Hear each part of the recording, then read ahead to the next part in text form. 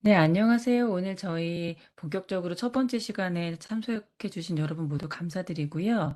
지금 참석자 여러분들은 카메라도 켤 수 없고 약간 마이크도 잠겨 있는데 이게 웨비나라서 그렇습니다.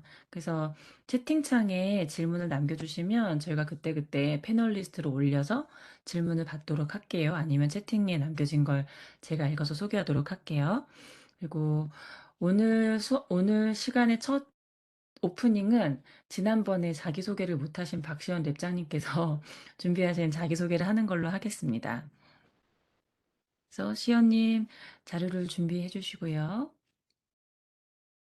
네, 잘 보이나요? 네, 잘 보입니다. 네. 어, 안녕하세요. 저번 주에 못 나와서 자기소개를 못 했는데, 네, 저는 박시연 랩장이고요. 간단하게 하고 넘어가겠습니다. 그냥 간단하게 소개를 하자면 학력부터 소개를 할게요. 그냥 지금 카이스트에서 석사과정, 전자공학과에서 석사과정 하고 있고요. 학사는 이제 물리과에서 어, 학사 학위를 받았고요. 그리고 제 주 연구 분야는 퀀텀 머신러닝인데, 어, 사실 퀀텀 머신러닝이 되게 브로드하고 아직은 좀 깊지 않은 그런 분야잖아요.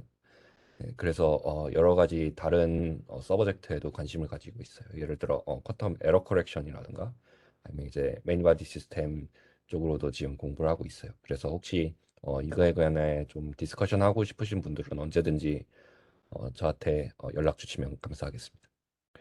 네. 그리고 저는 작 작년인가요? 작년부터 이제 퀴즈캣 어드보켓으로 활동을 하고 있어요. 그래서 그거의 일환으로 저희 학교 학과 아래 이제 작은 학생 동아리를 만들었는데요. 인탱글드 큐빗 소사이어티라고 해서 기본적으로는 모두연과 하는 내용은 같습니다. 대신에 이제 저희는 리서치 아티클을 한 명씩 돌아가면서 서머리하고 그다음에 그거에 관해 토론하는 그런 저널 클럽 활동을 가지고 있습니다.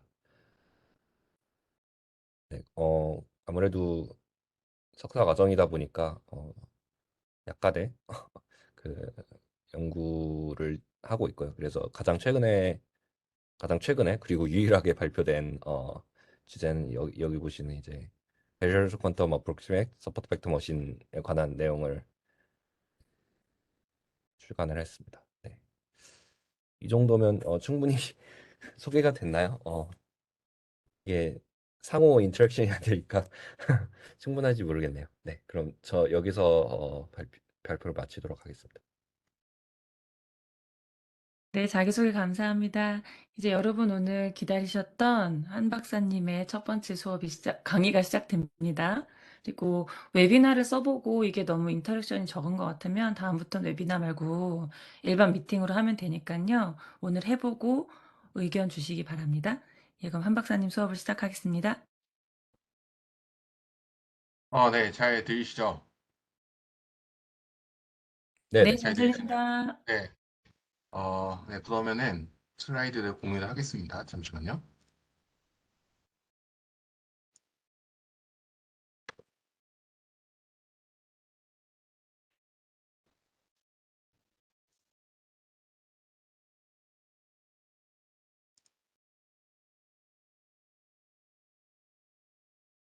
네, 화면 보이시나요? 슬라이드 화면 보이세요? 네네.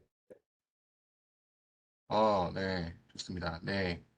어, 제가 그 참가자분들 얼굴을 못 봐서 좀 아쉽긴 한데, 보통 이게 뭐, 말씀하셨지만 좀 인터랙션 있어야 이게 좀 제가 잘 하고 있는지, 딴 방향 가고 있는 게 아닌지, 뭐 그런 것들을 확인해 보면서 할 수 있는데, 이게 약간 혼자만 하는 게 될 수도 있을 것 같아서 조금 어, 걱정이 되긴 하지만 채팅창에 반응을 남겨주시면은 최대한 좀 확인을 최대한 빨리 하도록 하겠습니다. 잠시만요. 이거를 좀 채팅창에 같이 켜놓고 하고 싶은데 안 되네요. 네, 그 위쪽에 이게 네, 네모 저희 화면밖에 저장하는 거 안 보여. 누르면 돼요.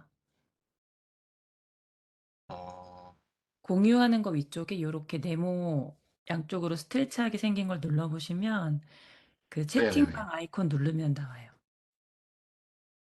아, 네. 네네. 확인했습니다. 채팅방이 있네요. 네, 네. 채팅방을 켜놓고, 네. 유튜브 라이브 방송하듯이 채팅창을 제가 켜놓고 있을 테니까, 네, 언제든지 질문이나 응답을 남겨주시면은 제가 확인하겠습니다.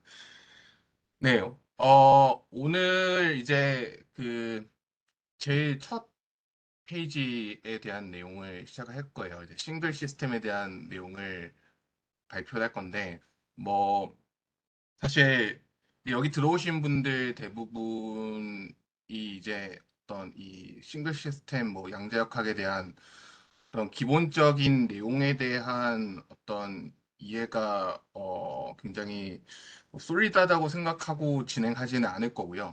그래서 좀 저희가 어떤 양자 머신러닝을 이해하기 위한 가장 기초적인 가장 백그라운드가 뭐야 되는지에 대해서 좀 고민을 해보다가 이제 여기 있는 이제 텍스트북 링크를 좀 따라가면서 이 부분을 좀 소개하면 좋겠다라고 해서 이제 이 부분을 최대한 엑기스도 채워 넣었다고 생각을 하시면 되고요.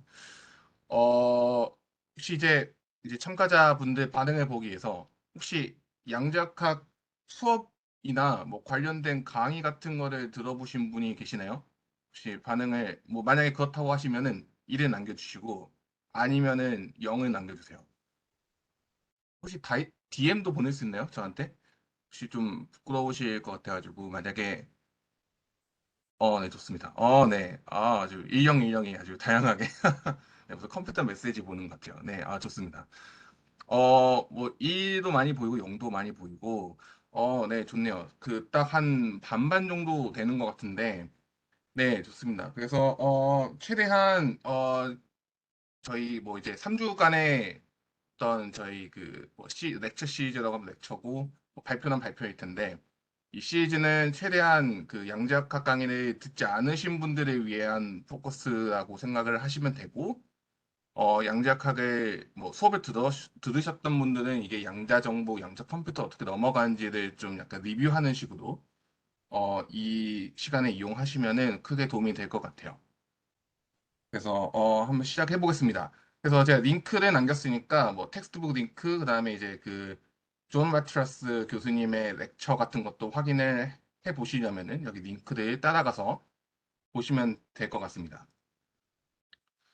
네, 그래서 오늘은 이제 간단하게 좀 오버뷰를 시작을 하고 그다음에 이제 고전 확률론 그리고 이제 저희가 정말 친해져야 되는 큐빗과 퀀텀 스테이트에 대한 얘기를 할 거고 그리고 이제 관측이라는 요소도 빼놓을 수가 없습니다. 양자역학에서. 그래서 관측에 대한 얘기를 할 거고 그리고 이제 유니타리 행렬, 뭐 퀀텀 오퍼레이션에 대한 얘기를 할 거고 이제 마지막으로 이 텍스트북에 있는 코드를 몇 개를 이제 같이 보면서 이게 어떤 식으로 돌아가는지 뭐 간단하게 살펴보는 시간을 가지도록 하겠습니다.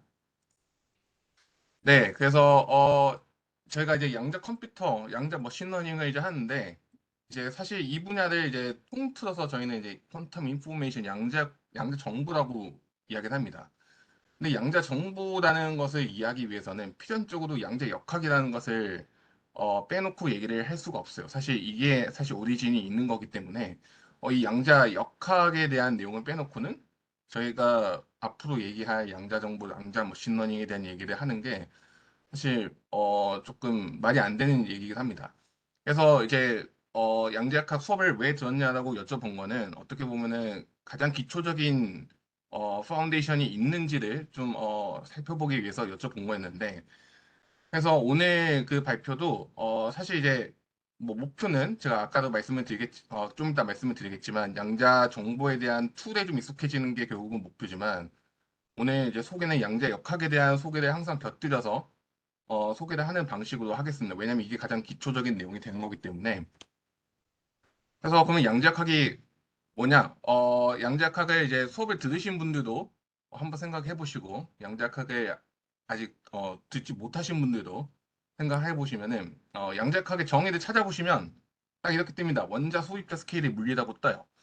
근데 뭐 단순히 원자 소립자 스케일의 물리라 하면은 이게 뭐지 싶은 생각이 좀 들 겁니다. 그래서 도대체 스케일이 달라져서 뭐가 특별해진다는 거냐, 뭐 그런 얘기가 들 텐데, 최근에 혹시 앤트맨 영화 보신 분 계세요? 보셨으면 1, 뭐 안 보셨으면 0, 한번 남겨주세요. 많이 보셨네요. 아, 네, 좋습니다. 네. 안 보신 분들도 계시고. 네, 그 이제 앤트맨이 저번 달인가 개봉했을 거예요. 그래서 저도 보고 왔는데, 부제부터가 퀀텀 매니아입니다.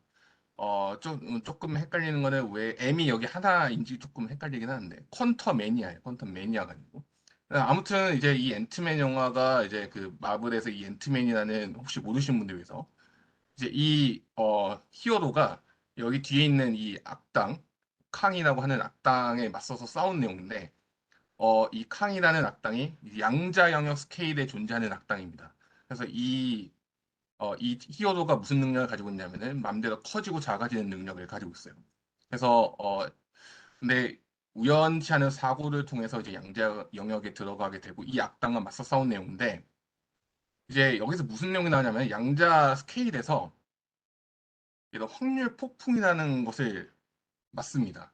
무슨 말이냐면은 이게 무슨 상황이냐면은 이 악당이 이제 이 히어로의 딸 여기 왼쪽에 있는 딸 그 딸을 뭐 납치한다고 해야 되나 납치를 해가지고 이제 이 아버지가 딸을 구해줘야 되는 그런 스토리예요. 근데 이제 이 악당이 뭐 자기가 필요한 게 있는데 그 필요한 것을 이제 어떻게 보면은 이 히어로만이 찾아줄 수 있습니다. 마음대로 커지고 작아질 수 있기 때문에. 그래서 이제 굉장히 커져 있는 뭔가 이 악당이 원하는 것을 작게 만들어 달라라는 부탁을 하는데 그래서 이제 그 악당이 원하는 물건을 찾으려고 이제 그 물건이 있는 곳에 들어가는 과정에서 너무 작아져 가지고 뭐 이런 확률 폭풍이라는 것을 맞게 돼요. 그래서 뭐 보시면 알겠지만 막 복사돼 있죠. 막 주인공이 막 여기저기 복사돼 있는데 이게 그 영화에서 표현을 하기로는 이제 주인공이 한 선택의 모든 중첩이라고 얘기를 합니다. 그래서 뭐 이런 확률 폭풍을 만든다, 뭐 이런 얘기를 해요. 그래서 여러분들이 생각하시기에는 그럼 양자역학에서 특별하게 일어나는 게 뭔가 이런 모든 사건이 동시에 일어나는 막 그런 게 있는 건가? 뭐 얘기를 할 텐데 그래서 많은 이제 양자역학을 연구하셨던 분들이 이런 것에 대해서 똑같이 생각해봤죠. 근데 이분 여러분들 잘 아실 겁니다. 아마 모르시는 분들 없을 것 같은데 알버트 아인슈타인 박사님이라고. 네, 이분이 딱 이 말 남기셨어요. 신은 주사위 놀이 하지 않는다. 그러니까 확률이 존재한다는 거야, 안 한다는 거야. 그래서 굉장히 원자 소입자 스케일에 물리는 뭔가 신비한 일이 일어나는 건가? 뭐 이런 생각을 하실 수도 있고. 그런다고 해서 우리가 지금 보고 있는 거시적인 스케일의 물리랑 달라진 게 도대체 뭔가? 뭐 이런 생각을 하실 수도 있습니다. 그래서 굉장히 머릿속에 이제 물음표가 가득하실 거예요. 이게 뭐 어떻게 되는 건가? 자, 그래서 이제 양자역학에 대한 대략적인 소개는 사실 했어요. 그러니까 무슨 말이냐면은 양자역학이 굉장히 미스테리어스하게 지금 물리적인 내용이 있지만 수학적인 내용은 사실 보면 아무것도 아니거든요. 근데 우리는 물리적인 내용은 굉장히 좀 미스테리어스하고 이 오리진도 사실 좀 머릿속은 잘 이해가 안 갈 거예요.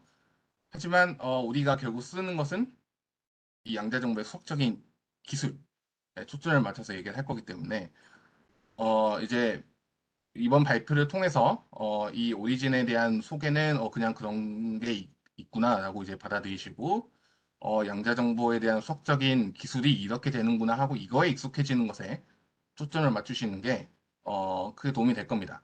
그래서 이제 물리적인 내용을 조금 더 깊게 파고 싶다. 뭐 물리적인 내용 지금 이해는 안 가지만 흥미가 더 있고 더 깊게 파고 싶다라고 하면은 양작가 강의를 듣는 것을 추천해 드립니다. 뭐 더 디테일한 커리큘럼 관심 있으시면은 뭐 DM을 보내주셔도 되고 다른 랩장 분들께 여쭤보셔도 좋은 답변을 주실 거예요. 그래서 오늘 이 그 발표 끝나면 이 파트들을 기억하시면 될 것 같습니다. 일단 첫 번째로 큐빗에 대한 definition, 정의, 퀀텀 스테이트가 뭔지 이 정의를 꼭 알아두셔야 되고 그다음에 이제 관측, measurement가 뭔지 그리고 어떻게 이루어지는지 그리고 유니타리 오퍼레이션, 유니타리 이제 행렬로 표현되는 유니타리 오퍼레이션이 뭔지 이제 이거를 이 세 가지를 기억하고 가시는 거를 여러분들이 이제 이 발표에 포커스도 맞추시면 될 것 같습니다. 그냥 혹시 일단 이 파트까지 질문 혹시 있으세요? 지금 여기는 이제 뭐 오버뷰 파트라 좋습니다. 네. 네, 그래서 이제 처음에 얘기를 드릴 거는 이제 그 텍스트북에 나와 있는 내용이기도 한데 고전 확률론에 대한 얘기를 할 겁니다. 고전 확률론 얘기 뭐 주사위 얘기도 나오고 그다음에 뭐 헤드테일 얘기도 나오고 하지만 양자역학과 좀 커넥션을 만들기 위해서 저는 일부러 이제 이 이중슬릿 이exemple 가져왔어요. 이중슬릿 실험 여러분들 들어보신 적 있으세요? 양자역학 강의를 들어보신 분들은 거의 대부분 들어보셨을 거고 아마 양자역학 강의를 안 보신 분들은 조금 의아했을 텐데 다 들어보셨네요. 좋습니다. 네, 네, 이중슬릿 실험이라는 게 있어요. 이게 뭐냐면은 이 구멍이 이제 위쪽과 아래쪽으로 이제 슬릿 구멍이 뚫어져 있고요. 이곳에 이제 좀 이따가 이제 전자도 나오겠지만 이제 뭔가를 쏴서 위쪽 혹은 아래쪽으로 이제 통과를 시키는 그런 실험이라고 생각하시면 됩니다. 그래서 이제 이중슬 실험을 저희는 이제 처음에 총알을 가져갈 거예요. 총알은 이제 굉장히 크죠. 제가 눈으로 볼 수 있는 정도의 스킬이니까. 그래서 총을 쏴서 저희가 살펴볼 것은 이게 위쪽 혹은 아래쪽으로 통과를 해요, 무조건. 근데 이제 뭐 절반의 확률로 통과를 하고요. 그리고 나서 이제 총알이 박히는 그 자국의 뭐 분포, 디스트리뷰션을 보는 게 저희의 이제 실험의 이제 목적이라고 생각을 하시면 됩니다. 자, 그래서 이제 총알을 여러 발 쏴서 이제 이 스크린에 어떻게 나와 있는지 보면은 대략 이런 분포를 띌 거예요. 그래서 이 구멍 가까이에 총알이 모여 있고, 여기 아래 구멍 가까이에 총알이 모여 있고, 이런 식으로 이제 분포가 나타날 겁니다. 그래서 이거를 어떤 위쪽을 통과하는지 아래쪽을 통과하는지의 확률을 보면은 그리고 위쪽을 통과하는 확률이 딱 정확히 절반 정도 될 거고, 제가 랜덤하게 쐈다고 가정을 하면 그다음에 아래쪽으로 쏘는 확률도 정확히 2분의 1이 될 거예요.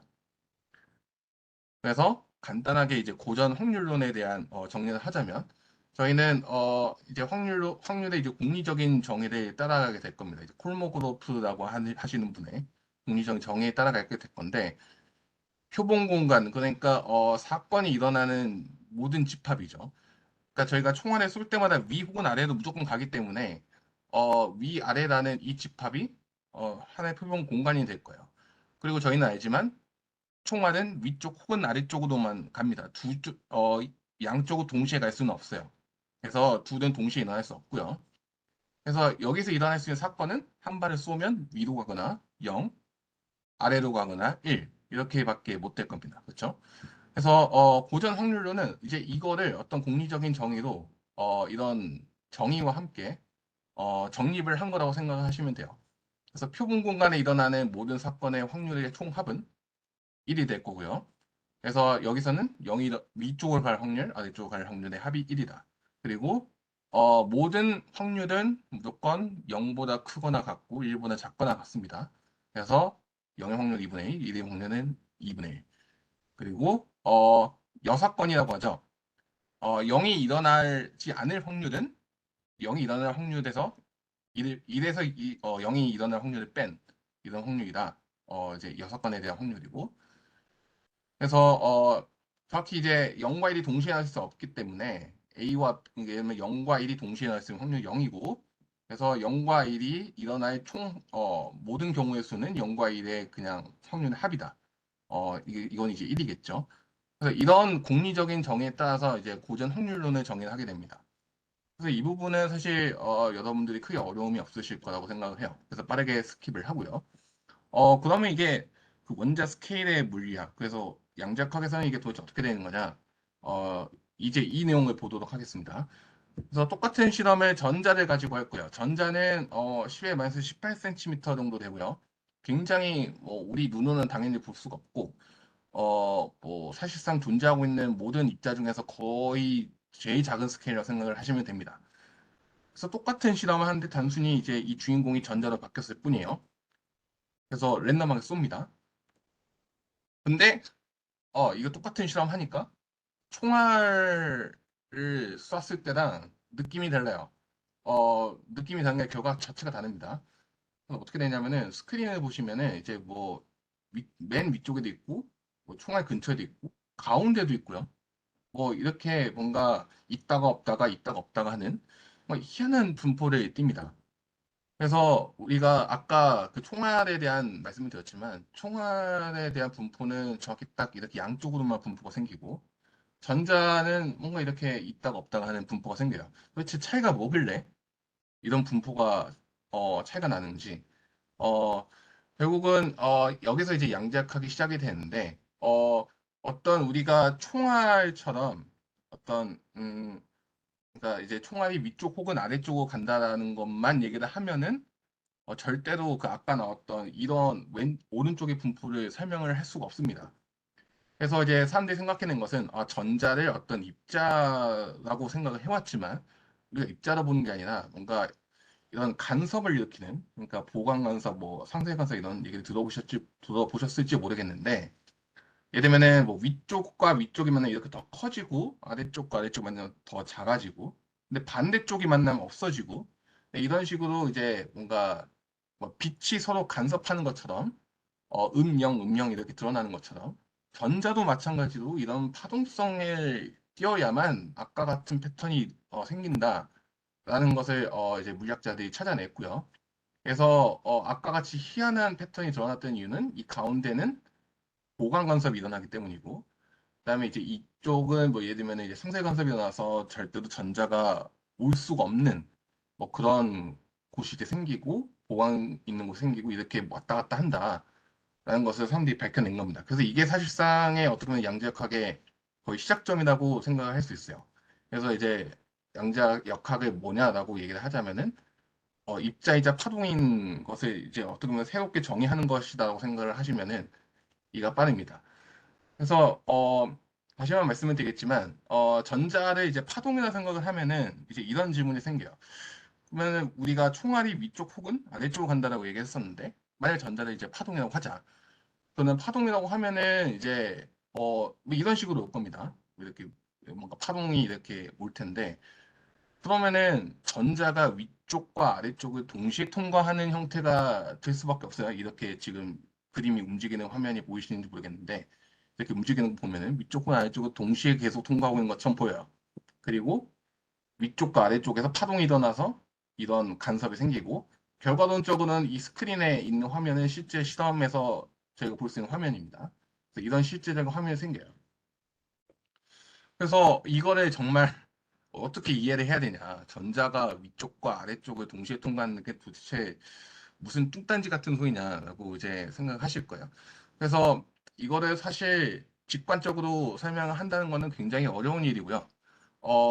그래서 많은 물리학자분들이 이거를 정말 모든 사람들이 이해가 가게끔 설명을 하려고 노력을 했지만 이거는 뭐 사실 뭐 아무도 경험을 해보지 못한 일이기 때문에 뭐 가장 대표적인 양자물리학자 중에 한 분이 할 수 있는 리차드 파이만 선생님께서도 양자역학은 아무도 이해할 수 없다라고 얘기를 하셨어요. 이거는 뭐 수학적인 내용을 이해 못한다라기보다는 어떤 물리적인 현상이 우리 직관과 많이 다르기 때문에 이제 그 직관이 이제 이해하기 힘들다라고 이제 받아들이시면 될 것 같아요. 근데 양자역학에서 일어나는 이런 미스테리어스한 현상들, 그러니까 전자가 위쪽과 아래쪽 동시에 통과하는 그런 말도 안 되는 이상한 현상이 우리는 이제 이거를 중첩이라고 부릅니다. 위쪽과 아래쪽 동시에 통과한다고 하는 이제 이런 중첩 원리라고 설명하게 되는데 이 양자역학에서 얘기하는 위아래로 동시에 간다는 것을 사람들은 우리가 위쪽으로 가는 걸 0이라 하고 아래쪽으로 가는 거를 1이라고 했을 때 0과 1을 동시에 표현하는 거다라고 생각을 하면은 어떤 새로운 정보 체계를 만들 수 있지 않겠는가라고 생각을 해서 이거를 양자 역학에서 나오는 양자 상태를 어떤 양자 정보로 사용하게끔 양자 정보로 사용을 하게 됩니다. 그래서 우리가 그동안 클래시컬 비트, 그러니까 0과 1이라고 얘기를 했던 것들은 예를 들면 0과 1을 더하면은 1이죠. 그렇죠?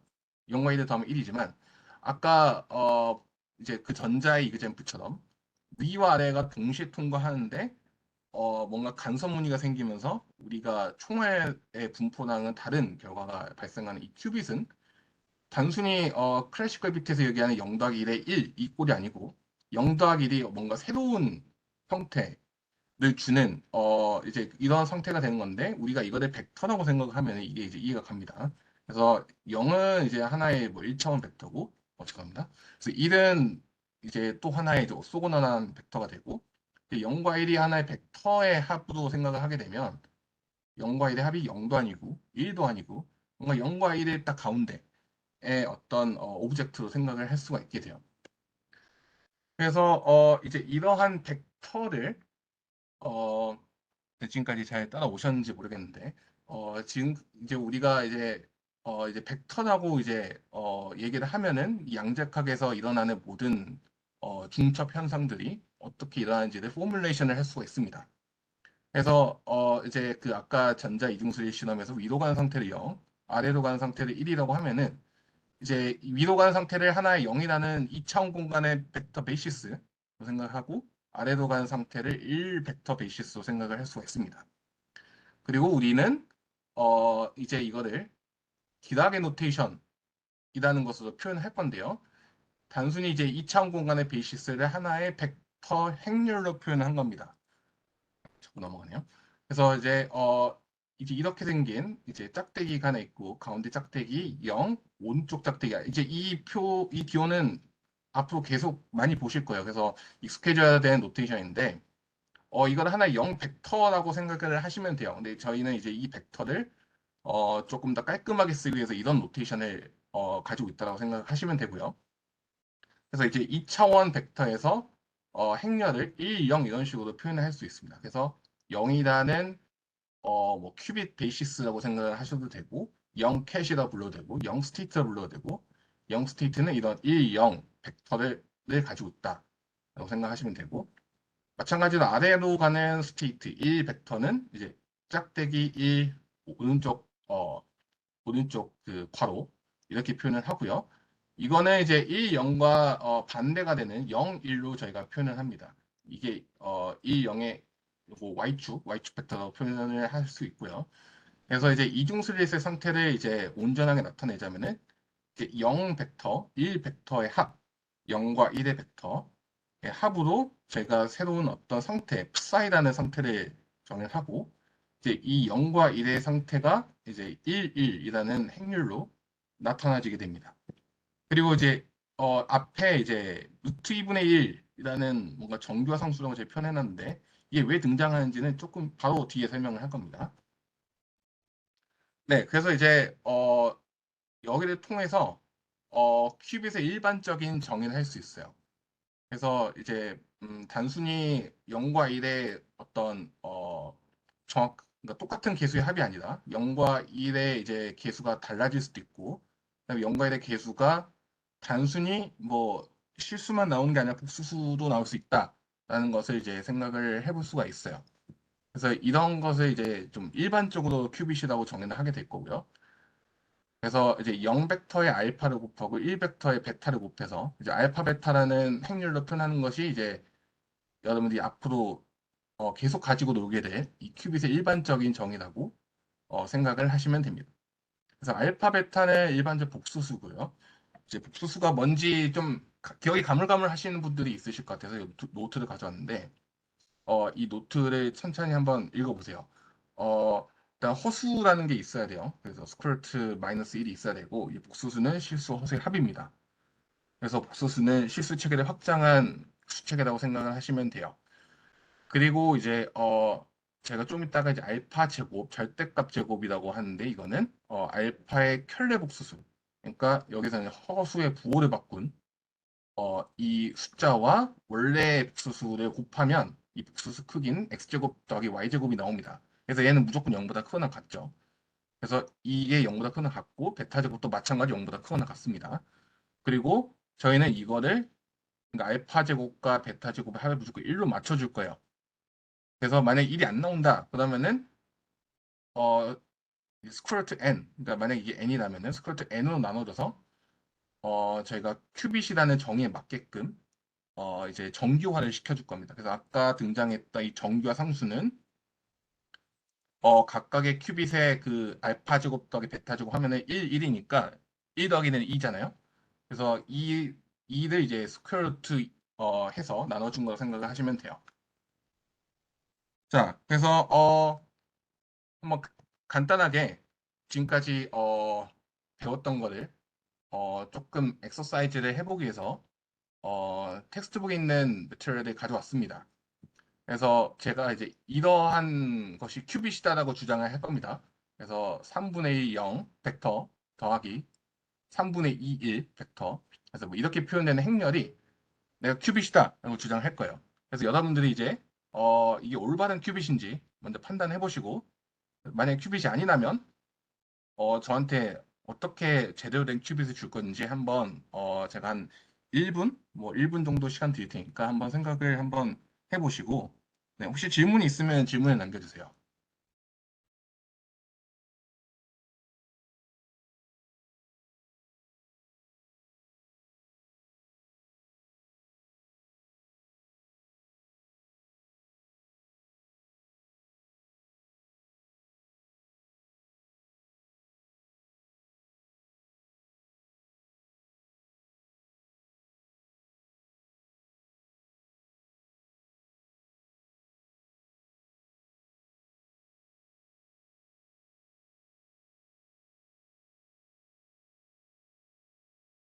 질문이 도착했습니다.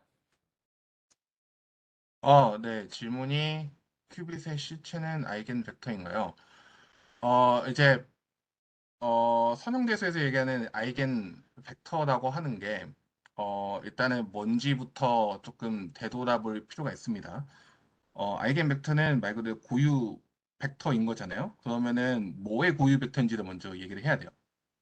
그렇죠. 그러니까 뭔가 어, 그러니까 어떤 행렬이 있으면 이제 행렬의 아이겐 벡터를 얘기할 수 있잖아요. 그러면 행렬이 뭔지를 먼저 얘기를 해야 되는데 사실 뭐 아까 제가 보여줬던 예시들은 뭐 특별히 저희가 어떤 행렬의 기준으로 계속 기술을 하고 있지는 않아요. 그렇죠? 그래서 큐빗의 실체가 어떤 아이겐 벡터라고 얘기는 할 수 없고 근데 좀 이따 이제 뭐 관측에 대한 얘기를 하겠지만 뭐 그러니까 뭐 관측하는 행렬의 기준으로 아이겐 벡터냐라고 물어보시면은 뭐 이 0과 1이 관측하는 행렬 관측하는 오퍼레이션의 아이겐 벡터의 합인 건 맞습니다. 근데 이제 관측하고 난 상태가 이제 아이겐 벡터가 될 거고 이 큐빅 자체는 그냥 이 두 개 중첩이에요. 그냥 합. 네, 그래서 한번 생각을 해 보셨나요? 네.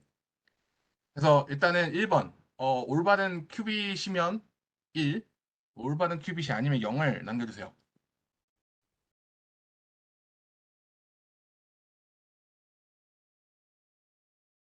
좋습니다. 아주 빠르시네요. 네. 이건 올바른 큐빗이 아닙니다. 이 3분의 1과 2분의 3만 더하면은 그냥 1처럼 보이는데 아까도 말씀드렸지만 제곱을 해서 더해야 1이 나와야 됩니다. 그래서 아니에요. 큐빗이 아니고 이게 아니라면 이제 어떻게 변환을 해야 되느냐? 정규화 계수가 이제 구하면은 9분의 5가 나옵니다. 그래서 이거를 루트를 씌워서 나눠주면 돼요. 그래서 올바른 큐빗의 형태는 이렇게 됩니다. 루트 5분의 1, 루트 5분의 2 이렇게 될 겁니다. 네. 그래서 뭐 두 번째 엑서사이즈도 한번 해볼게요. 이것도 제가 1분만 시간을 드릴 테니까 이게 올바른 큐빗인지 어, 올바른 큐빗인지 판단하는 거는 금방 하실 것 같아요. 그래서 만약 아니라면 어떻게 변환해야 되는지도 어, 바로 35분의 답을 한번 확인해 보겠습니다.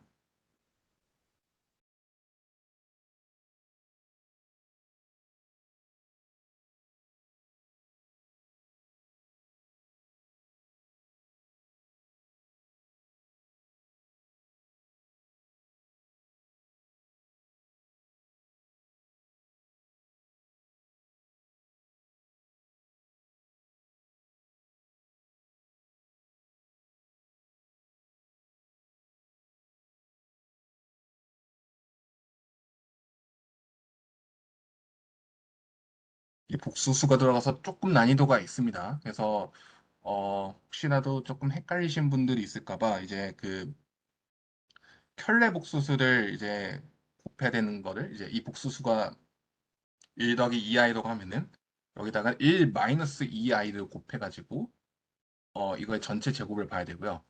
뭐 쉽게 얘기하면 1제곱 더하기 2제곱을 보는 거라고 생각하시면 됩니다. 그래서 이제 아직 복수수 체계 조금 익숙치 않으시면은 그 제가 이제 미리 PDF 파일을 올려놨으니까 거기에 이제 노트 부분을 좀 참고하시면서 보면은 좀 이해가 되실 거예요. 네, 올바른 큐빗이 아닌 거는 알겠죠? 워낙 아닌 것처럼 생겼으니까. 네, 올바른 큐빗은 당연히 아닙니다.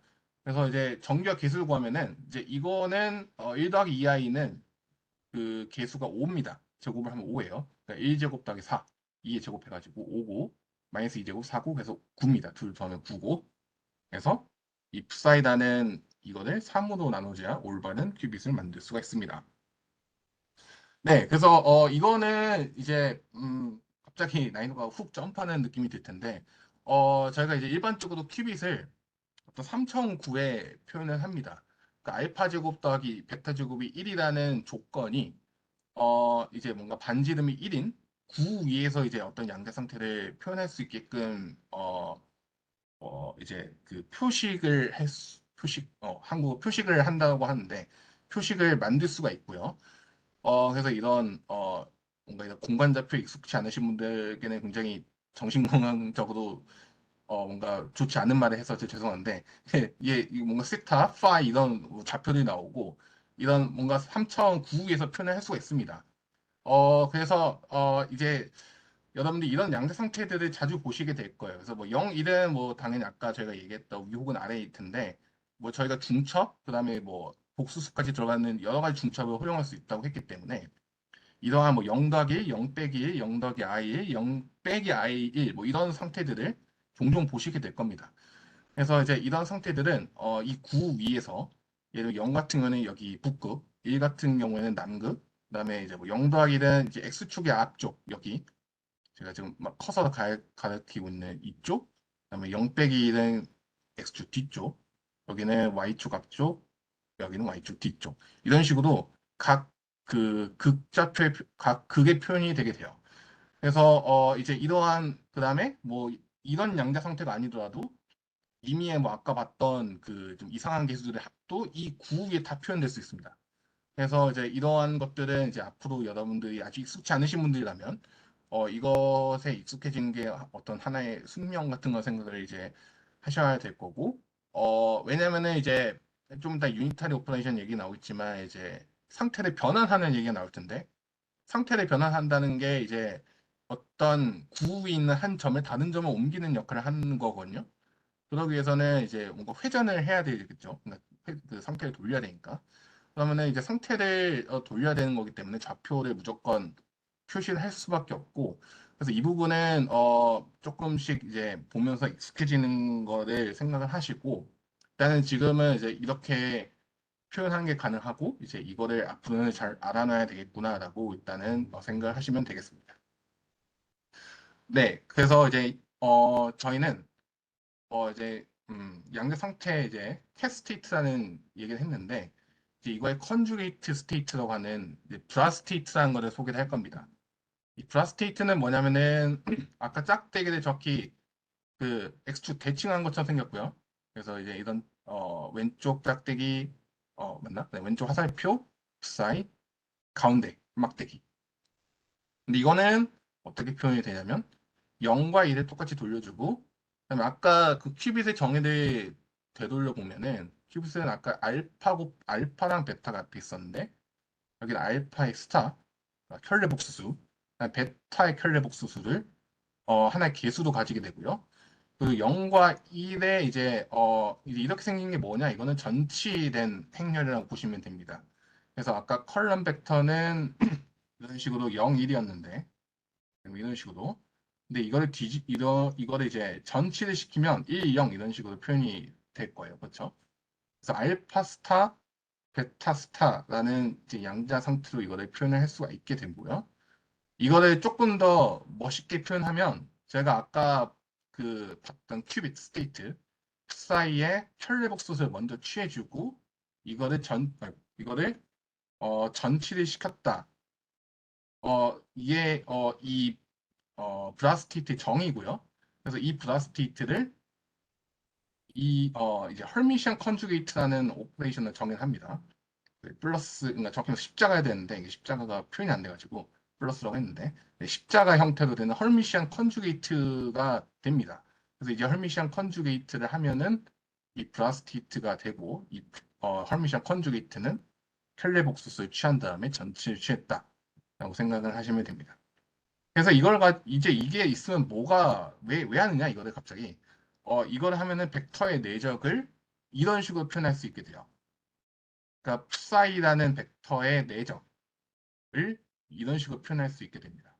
그래서 아까 저희가 알파 제곱 더하기 베타 제곱이 1이라는 그 조건을 내걸었는데 이거를 간단하게 그냥 이 psi의 내적이 1이다라는 걸로 바로 이제 동치를 만들어 버릴 수 있게 됩니다.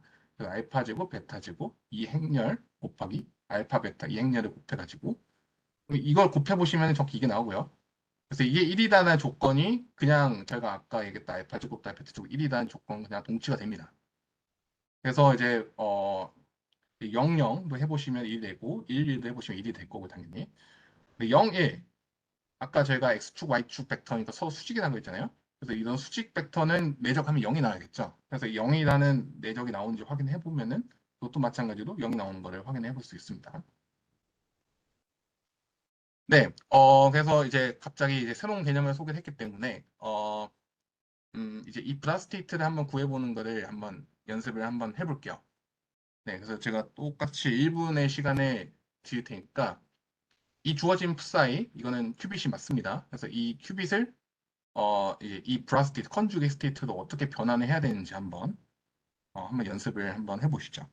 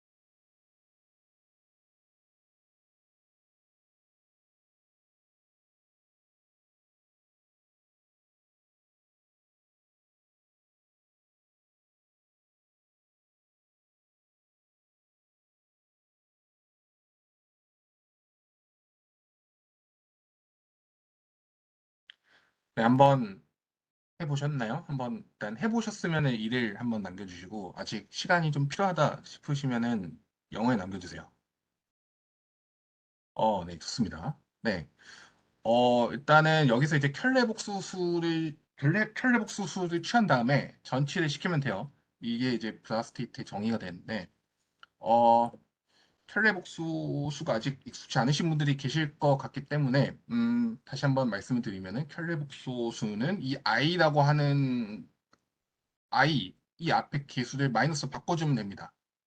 이게 켈레복수수의 정의고요. 예, 실수는 아무것도 안 해도 돼요. 그냥 얘는 그냥 남겨주면 되고요. 그래서 이제 0과 1은 이제 똑같이 뒤집고 그다음에 이제 이거를 전치를 해야 되기 때문에 이걸 행렬로 표현하면은 1 마이너스 2i 그다음에 마이너스 2 이런 식으로 표현이 됩니다. 네, 그래서 이제 저희가 이너 프로덕트 이제 컨주게이트 스테이트를 정의해서 이제 이너 프로덕트를 어떻게 정의하는지를 배웠는데 이제 이너 프로덕트는 이제 아까도 말씀드렸지만 얘네들을 곱하면은 어떤 숫자가 나와요. 근데 이제 유니타리 행렬할 때도 뭐 이런 형태를 보시겠지만 이제 아우터 프로덕트라는 게 있습니다. 그러니까 이제 이너 프로덕트는 이제 이 왼쪽을 기준으로 해서 오른쪽을 곱하는 건데 반대로 오른쪽을 기준으로 해서 왼쪽을 곱하면은 뭔가 닫히지 않은 것 같은 모양 심볼이 있죠.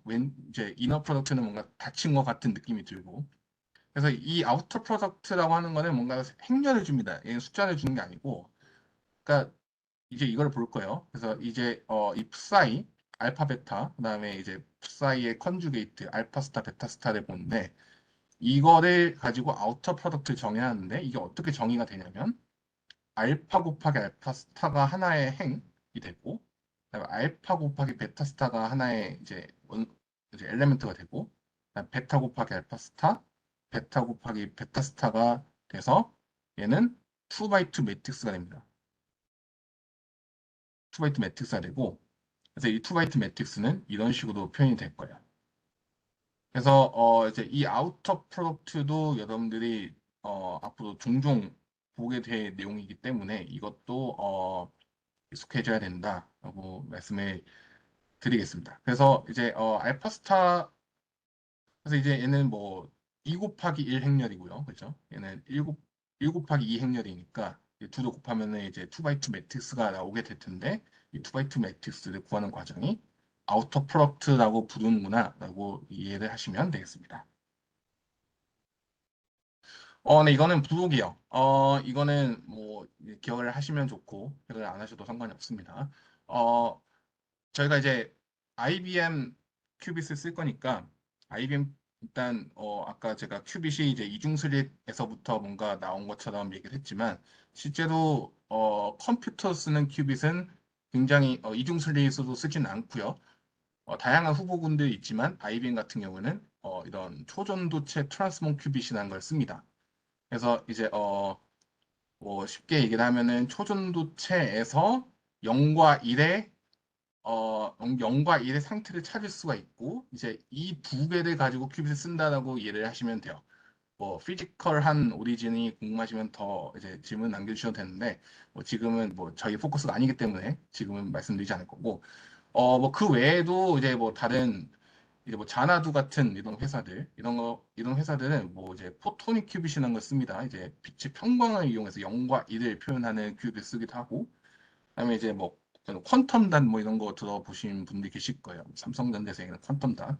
그래서 뭐 이런 데들은 뭐 전자스핀을 쓰기도 합니다.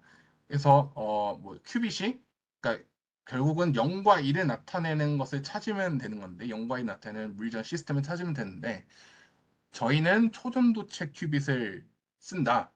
일단 이렇게 이해를 하시면, 일단 뭐 최소한 저희가 컴퓨터를 가지고 돌릴 때 뭐를 가지고 큐빗을 돌리는지는 알아야 되니까 이게 어떻게 작동하는지를 뭐 다 할 수는 없지만, 그래서 내가 파이썬의 명령을 내면 초전도체가 움직이구나 뭐 이런 식으로 이해를 하시면 될 것 같아요.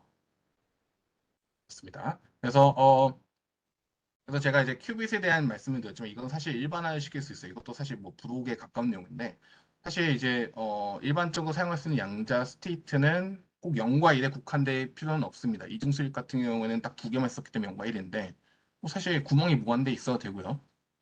상관이 없습니다. 개수는 상관이 없고.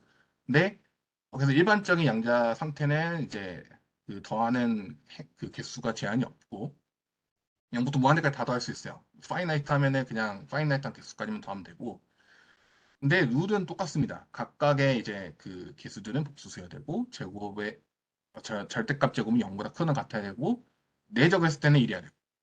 그래서 그 텍스트북에 나 있는 예시가 이건데, 어 1, 2, 3, 4, 5, 6, 7, 8, 9, 10이라는 이 스테이트, 그 10차원 매트릭스죠.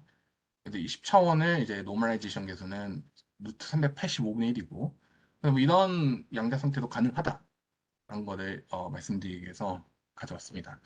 네, 그래서 여기까지 조금 길었어요. 워낙 그 오늘 그 발표의 가장 중요한 내용이었기 때문에 사실 뭐 거의 절반 이상 지금 끝났다고 볼 수 있는데, 일단 지금까지 혹시 질문 있으세요?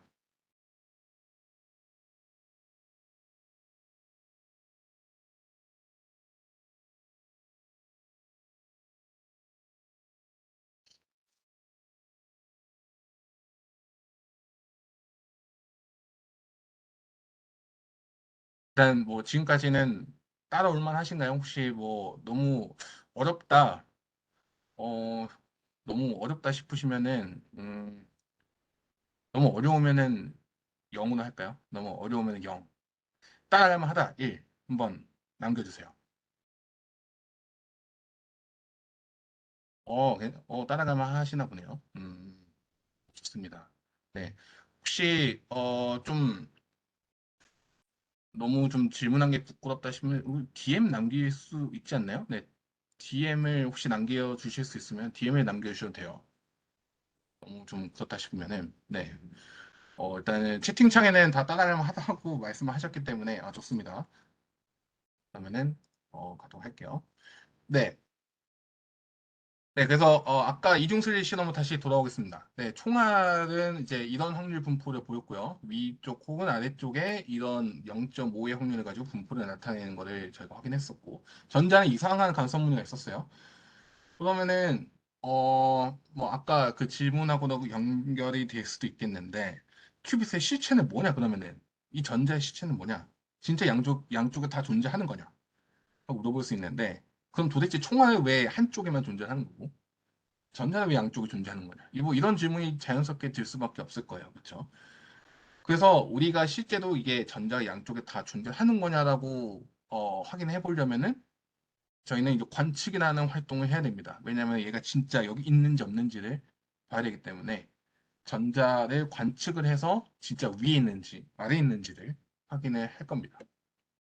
네, 그래서 실제로 사람들이 관측을 해봤어요. 이 눈이 이제 관측을 하는 거라고 생각하시면 되고요. 뭐 이런 옵저버 이펙트 이런 얘기들 혹시 이제 뭐 들어보셨을지 모르겠는데 양자간 관심 있으신 분들이면 그래서 전자가 이제 위로 가는지를 보기 위해서 위쪽을 계속 보고 있었어요. 위쪽을 보니까 위쪽에 등장할 확률이 2분의 1이요. 그러니까 위쪽에 등장할 수도 있고 안 할 수도 있고 반반의 확률로. 그리고 만약에 등장한다면 스크린에는 이런 식의 총알과 비슷한 분포를 띄게 되고 마찬가지로 아래쪽을 관측하면 나타나거나 안 나타나거나 이런 관측의 형태를 보이게 되고 똑같이 스크린도 이런 식으로 총알과 비슷한 분포를 띠게 됩니다. 그러면은 뭔가 총알과 되게 비슷한 형태가 갑자기 생기죠. 내가 0과 1의 관측을 하면은 0과 1이 관측이 되면은 그 두 개를 합하면 정확히 총알의 분포와랑 똑같잖아요. 비슷하잖아요. 그렇죠? 그러면은 이게 0을 관측하고 그러니까 0을 관측하는 거는 어떻게 되냐면은 절반의 확률로 딱 위쪽에 이제 등장을 하고 절반의 확률은 아무것도 없어요. 아무것도 등장하지 않고 아래쪽을 관측하면 마찬가지로 절반의 확률로 1이 등장을 할 거고 아래쪽에 전자가 등장할 거고 절반 확률은 아무것도 없어요. 아무것도 관측을 못 해요.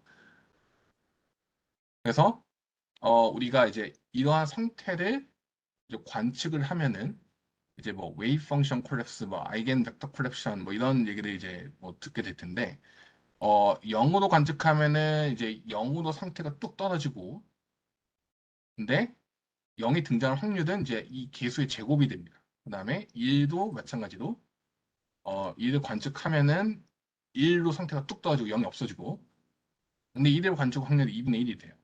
그래서 이거를 포뮬레이션을 하면은 다음과 같습니다. 그래서 일반적인 큐빗이 주어지면 이제 0을 관측할 확률은 이 계수의 제곱이 돼요. 알파의 제곱, 제곱값 제곱이 되고, 그다음에 1을 관측할 확률은 이 1의 개수, 베타의 제곱이 됩니다. 자, 그렇게 하면은 왜 아까 제가 알파 제곱 더하기 베타 제곱을 1이라는 컨스트레인트를, 그러니까 제한 조건을 줬는지를 이해할 수가 있게 돼요. 제가 다시 확률의 공리적인 정의로 넘어가서 이 양자 상태를 어떻게 이해할 수 있는지를 확인해 보겠습니다. 자, 제가 아까 관측이라는 물리적인 활동을 설명했었고, 이제 관측을 하면은 이제 어떻게 되냐면 둘은 동시에 관측될 수 없습니다. 총알이 그러니까 두 쪽으로 갈 수 없다는 것은 전자가 동시에 관측될 수 없다는 걸로 정확히 치환이 가능하고 그럼 사건 집하면 어떻게 되냐? 위쪽으로 가거나 근데 위쪽으로 가는 게 0을 관측을 하거나 아니면은 1을 관측을 하거나입니다. 근데 이 사건 집합만 있으려면 당연히 위아래를 동시에 보고 있어야 돼요. 그러니까 위쪽과 아래쪽 계속 동시에 보고 있고 하나는 위에 찍히고 하나는 아래에 찍히고가 가능하겠죠. 그래서 정확히 총알이 위로 가냐 아래로 가냐는 우리가 0을 관측하느냐 1을 관측하느냐로 정확히 치환을 할 수 있습니다. 그러면은 이 확률의 공리적인 정의를 똑같이 따라갈 수 있어요. 그러니까 이 그 물리적인 그 해석만 바꾸면은 정확히 똑같이 따라갈 수 있습니다. 그래서 1번 조건은 이 큐빗을 정규화해야 되는 이유, 그러니까 알파 제곱 더하기 베타 제곱 1이어야 되는 이유랑 정확히 이제 동치로 치환이 되고요. 나머지는 그냥 똑같습니다. 나머지는 그냥 알파 제곱하고 베타 제곱이 따라야 되는 규칙이라고 생각을 하시면 돼요. 그래서 이제 우리가 이제 관측이라는 이제 그 어떤 물리적인 오퍼레이션을 제가 이런 식으로 고전 확률론을 이용해서 설명한다라고 이제 생각을 하시면 될 것 같습니다. 그래서 이중수립 같은 경우에는 아까도 말씀드렸지만 0이 될 확률은 2분의 1, 1이 될 확률은 2분의 1 이런 큐빗이 있을 때 그걸 확인할 수 있습니다. 어, 그래서 간단하게 한뭐 1분까지 들 필요도 없을 것 같아요. 지금 한번 생각해 보세요. 이제 이런 큐빗이 주어졌을 때는 0이 관측될 확률은 무엇이고 1이 관측될 확률은 뭘까요?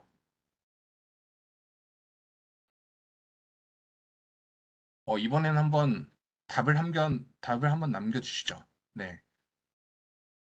한 칸씩 띄워가지고 0이 될 확률은 얼마? 1이 될 확률은 얼마?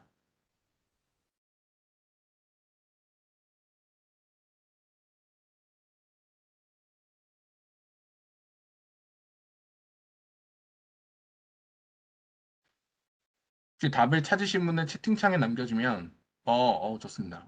빠르시네요. 네, 좋습니다. 네, 맞아요. 네, 5분의 9, 4분의 9입니다. 네, 제가 아까 계속 같이 했던 큐빗을 가지고 놀고 있기 때문에 상대적으로 좀 쉽게 파악을 하셨을 것 같아요. 네, 그래서 이제 이런 양자 상태가 있으면은 이제 0을 관측하면은 9분의 5의 확률로 0을 지키고 9분의 4의 확률을 1이 지킨다. 는 것을 저희가 나타낼 수가 있습니다. 어, 시간이 많이 지나긴 했는데 음, 혹시 1시간이 지나면 꺼지나요? 1시간이 지나면 꺼지면은 제가 좀 자동으로 백테스트를 좀 해야 될 꺼지는지 것 같아요. 모르겠는데 약간 예전에 미팅이 한번 딱 네. 꺼진 적이 있어서 약간 불안하긴 해요. 그래요? 네. 그럼 안 되는데. 네. 알겠습니다. 네. 혹시라도 네, 꺼지면 운명의 생각하고 어쩔 수 어머, 없을 것 같습니다. 네. 네, 이제 사실 오늘 이제 얘기할 마지막 내용입니다. 이제 슈레딩거 이퀘이션이 왜 나왔느냐 갑자기 이제 큐빗의 변화를 나타내는 이퀘이션이에요, 정확히. 그래서 큐빗이 이제 어떻게 돌아가는지를 나타내는 이제 슈레딩거 방정식 혹시 들어보셨을지 모르겠는데, 근데 물론 오늘 저희는 이거를 풀려고 하는 게 아니고 이것을 이 미분 방정식의 해는 이렇게 돼요. 그러니까 일반적으로 어떤 양자 상태가 있으면 양자 상태는 이러한 유니타리 오퍼레이터가 주어지고 기존의 양자 상태가 존재하는 식으로 해가 주어집니다.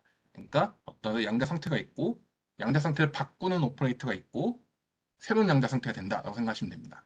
그래서 오퍼레이터가 뭐냐면은 오퍼레이터는 양자 상태를 다른 양자 상태로 매핑을 시켜주는 거라고 생각하시면 돼요. 그래서 이 U 아까 뭐 익스포넨셜로 적혀진 좀 복잡한 함수가 예를 들면은 내가 이 psi1이라는 양자 상태를 psi2로 바꾸고 싶다라고 하면은 이러한 오퍼레이터라는 거를 걸면은 양자 상태를 이쪽에 있던 애를 이렇게 이쪽으로 바꿔버릴 수 있습니다. 그리고 반대로 돌이켜 오려면은 이제 U 대거 커미션 컨주게이트 그 아까 봤던 그거를 똑같이 걸어주면 돼요. 그래서 psi2라는 애는 psi1에 U라는 오퍼레이터 매핑을 시켜주는 애 걸면 되고 psi1은 psi2를 U 대거라는 애로 반대로 걸어주면 원래 상태로 돌아온다 라고 이해를 하시면 될 것 같아요.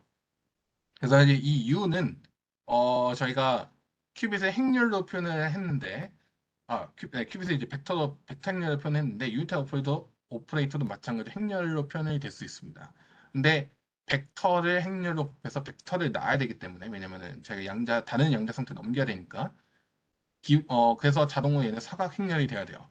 그러니까 행과 열수가 같은 행렬이 돼야 되고 얘는 이제 헐미시안 컨주게이트라는 애가 정의가 되어 있습니다. 근데 얘는 뭔가 유추할 수 있겠지만 왔다 갔다 하는 애예요. 그러니까 U는 원래 상태로 그러니까 다른 상태로 가는 거, U대가는 돌아오는 거거든요. 그러니까 뭐 돌아왔다가 가는 거, 그다음에 갔다가 돌아오는 걸 하면은 자기 자신으로 와야겠죠. 그래서 얘는 단위 행렬이 됩니다. 곱하면은 아무것도 안 하는 행렬이 돼요. 그러면 자동적으로 이 U 대거라고 하는 U의 역행렬이 됩니다. 이 단위 행렬 정의상 U 대거는 역행렬이 됩니다. 그래서 이제 예시를 하나 들어드리면 저희 0과 1이라는 베이시스를 다시 도입해보고 얘를 이제 플러스라고 하는 베이시스를 앞으로 종종 보시게 될 거예요. 0과 1의 중첩. 그다음에 마이너스라는 베이시스도 종종 보게 될 건데 0 빼기 1입니다. 그래서 이러한 베이시스도 변환을 하는 이러한 유니타리의 행렬을 생각을 해볼 수 있어요. 얘는 다음과 같고요.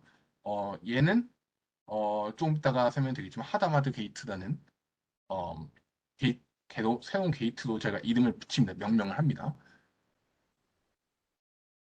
그래서 저희가 이제 지금 11시가 됐는데, 네, 일단 한번 보죠. 그래서 일단은 제가 이제 유니타리 행렬에 좀 친숙해지기 위해서 아까 봤던 유니타리 행렬의 정의를 한번 돌이켜 보시고 이 두 가지가 유니타리 행렬인지 아닌지를 한번 판단을 한번 해보세요.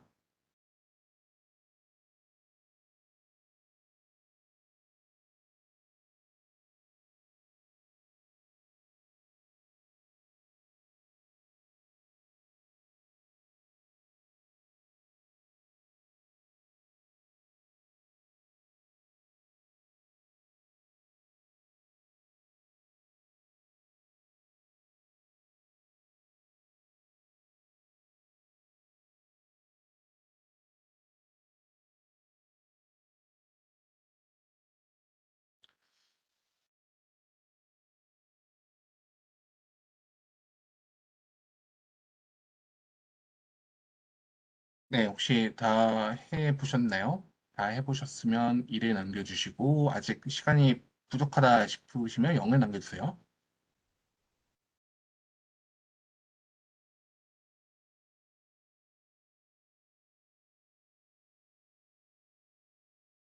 아직 시간이 조금 필요하신 것 같은, 네.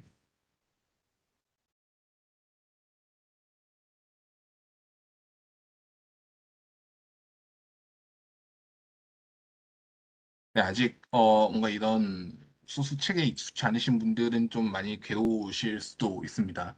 어, 그러니까 전치를 해서 켤레복소수를 취하고 뭐 이렇게 해야 되니까 조금 골치 아플 수 있는데, 네, 좀, 이제 많은 분들이 하신 것 같으니까 답을 공개할게요. 자, 100의, 죄송합니다. 100I 이 행렬은 유니탈입니다. 왜 유니탈이냐? 이제 이유 대거, 헐미시안 컨주게이트 대거라고 부릅니다. 그래서 이유 대거를 취해보면 100-i가 되는데 이 두 개를 곱하면 돼요. 행렬 곱을 하면 단위 행렬이 되고요. 근데 조심하셔야 될 게 이 반대로 곱해야 됩니다. 이유 대거를 먼저 곱하기도 해야 돼요. 그러면은 근데 똑같이 곱해 보시면 똑같이 단위 행렬이 나와요. 그래서 얘는 유니타리가 됩니다. 자, 두 번째. 두 번째는 이제 해보시면 U 대거를 해보시면 이렇게 되는데 U랑 U 대거, U 대거랑 U를 곱하면 똑같이 나와요. 근데 단위 행렬인 것처럼 보이는데 앞에 개수가 다릅니다. 4분의 1이에요. 그래서 단위 행렬이 아닙니다. 네, 그래서 N이 유니타리가 아닙니다. 이 2분의 1 때문에 2분의 1 없었으면 유니타리였을 텐데 2분의 1 있어가지고 유니타리가 아닙니다. 그래서 마찬가지 3번도 한번 해볼게요. 3번은 한번 다 한번 해보시고 이제 답을 한번 남겨주세요. 그래서 유니타리가 맞으면 1, 틀리면 0 해가지고 지금 문제가 두 개니까 한 칸씩 껴가지고 한번 답을 한번 남겨주시죠.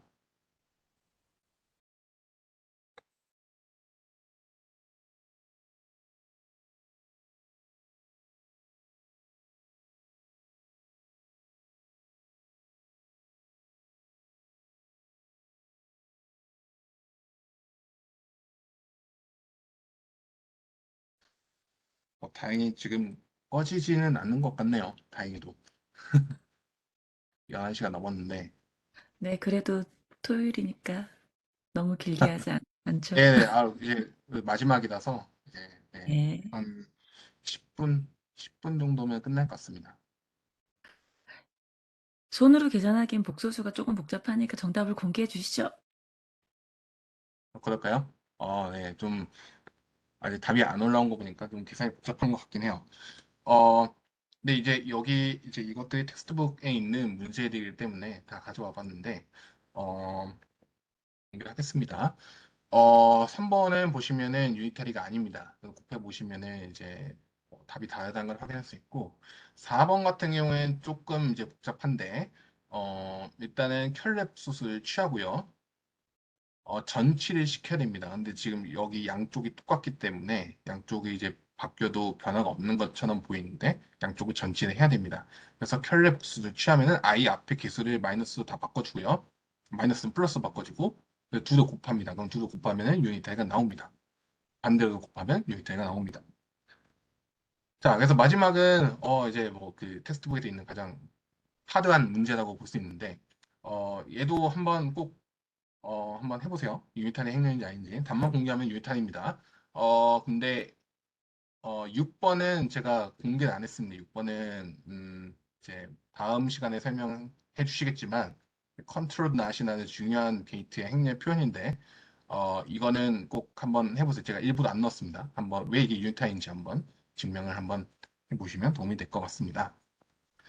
네, 그래서 이제 이 부분은 이제 앞으로 여러분들이 자주 만나게 될 유니텔의 행렬들을 떤 사전처럼 제가 소개를 했어요. 그래서 이제 뭐 아이덴티티, 스핀 X, 스핀 Y, 스핀 Z라는 이제 유니텔의 행렬들인데, 뭐 지금 당장 제가 이걸 가지고 뭐 계산하는 거를 보여드리진 않겠습니다. 제가 계산하는 거를 다 여기 넣어놨기 때문에. 근데 여러분들이 익숙해져야 되는, 친숙해져야 되는 이런 그 대표적인 유니텔 행렬이다라고 생각하시면 되고 얘가 왜 중요하냐면 아까 그 보여드렸던 이제 그 어떤 양자 상태 다른 양자 상태로 바꿀 때 축을 회전을 해가면서 바꿀 텐데 거기에 해당되는 해밀토니안이 여기 등장하기 때문이에요. 시그마 x, y, z가 등장하는데 그래서 x축으로 뭐 회전하고 y축으로 회전하고 z축으로 회전하고 하는 게 이러한 익스포넨셜의 행렬이 들어간 굉장히 좀 굉장히 이렇게 건강에 안 좋아 보이는 그런 행렬이 나오게 되는데 이제 이런 행렬들로 표현을 하게 될 겁니다. 그래서 이제 양자 서킷에 들어가게 되면은 이제 뭐 Z축으로 회전하고 X축으로 회전하고 Y축 회전하고 이런 것들이 나올 테니까 그래서 이런 행렬들의 표현에 뭐 지금 당장 행렬이 표현이 어떻게 되는지 전혀 이해가 안 되는데 어떻게 되는 거냐라고 지금 약간 좌절하기보다는 지금은 이제 어떻게 보면은 이런 식으로 포뮬레이션을 할 수 있구나라는 것 정도를 이해하시면 될 것 같고 그래서 이제 일단은 이 그 구 그림에 좀 익숙해지시는 거는 확실히 도움이 됩니다. 이거를 가지고 계속 표현을 양자 서킷에서도 할 거기 때문에 당장 이 매트릭스 표현에 익숙해지는 것보다는 일단은 이 구가 이렇게 생겼고 x축을 시스템만큼 회전하고 이런 것들을 어떻게 하는구나라는 것을 일단 이 그림을 좀 이렇게 눈에 담아 두시는 게 도움이 될 겁니다. 이제 마지막입니다. 또 이제 아까 설명을 드렸지만 이제 0과 1을 플러스 마이너스라는 베이시스로 바꿔주는 하다마드 게이트라는 그 게이트 있습니다. 좀 중요한 게이트입니다. 거의 웬만한 양자 서킷 알고리즘에 쓰이는 게이트인데 이것도 꼭 알아두시면 도움이 되고 그다음에 페이즈 오퍼레이터라고 해서 이제 1에 해당되는 상태만 페이지를 바꿔주는 이런 오퍼레이터도 있다. 그래서 시타는 뭐 파이 오브 2가 될 수도 있고 파이 4가 될 수도 있고 파이가 될 수도 있고 네, 각각에 따라서 이런 그 값들이 이렇게 나온다라고 이해하시면 되겠습니다. 그래서 뭐 그 PDF 파일이 올라가 있으니까 제가 계산 부분은 뭐 정확히 제가 뭐 다 적어 놨으니까 PDF 파일을 좀 한번 보시면서 이제 앞으로 친숙해져야 될 놈들이라고 생각을 하시고 천천히 리뷰를 하시면은 도움이 될 것 같아요. 그래서 마지막으로 코드 구현이 어떻게 되는지 잠깐만 보고 오늘 이제 끝내도록 하겠습니다. 지금 파워포인트 화면이 보이시죠? 이게 네, 지금 파워포인트가 보여요. 네, 잠시만요.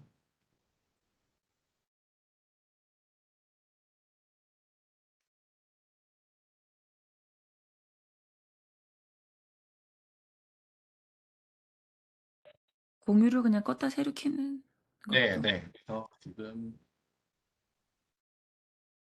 보여요. 웹 보입니다. 네, 보이죠? 네, 네, 좋습니다.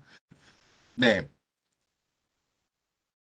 네, 그래서 아까도 말씀을 드렸지만 이제 저희가 캣이나 뭐 양자상태 캣, 그다음에 뭐 유니타리 오퍼레이터 같은 것들은 다 행렬, 벡터 이런 것도 표현될 수 있기 때문에 numPy 어레이를 이용해서 정확히 똑같이 구현할 수 있습니다. 그래서 뭐 그 아까 플러스 스테이트 같은 것들은 이제 이런 식으로 표현할 수 있고 마이너스 스테이트 같은 경우는 이 마이너스 바꿔주면은 뭐 이런 식으로 표현할 수 있어요.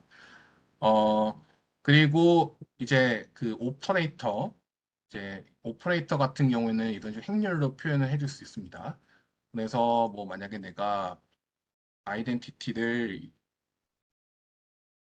정의하겠다 하면은 이렇게 하면 되겠죠. 1, 0, 0, 1 이런 식으로 하면 되고 파울린 X라고 하는 애가 이제 종종 등장할 건데 얘는 좀 이런 식으로 될 거예요. 그래서 만약에 뭐 I를 표시하겠다면 이렇게 될 거고 X를 표시하겠다고 하면은 뭐 이런 식으로 될 겁니다. 그래서 이제 행렬과 벡터도 표현이 됐기 때문에 얘 같은 경우에는 이제 여러분들이 그 잘 알고 있는 매트릭스 멀티플리케이션이나 뭐 MP 닷 이런 그 오퍼레이션들을 이용해가지고 여러분들이 계산할 수 있습니다. 단순히 그냥 행렬 곱이기 때문에. 그렇죠? 그래서 만약에 내가 이런 것들을 매트릭스 곱이나 어, 행렬 곱을 계산해 보겠다라고 하면은 뭐 이런 식으로 계산을 해볼 수가 있습니다. 어, 그다음에 이제 큐스키드에서는 스테이트 벡터라는 그 라이브러리에서 이런 식으로 양자 상태를 양자 상태가 이렇게 되는 걸 보일 수가 있어요. 그래서 이제 만약에 이제 양자 상태를 이런 식으로 표현을 하면은 이런 레이텍이라는 좀 팬시한 표현 방법으로도 표현할 수 있어요. 좀 뭔가 멋있어 보이죠? 이렇게 있으니까.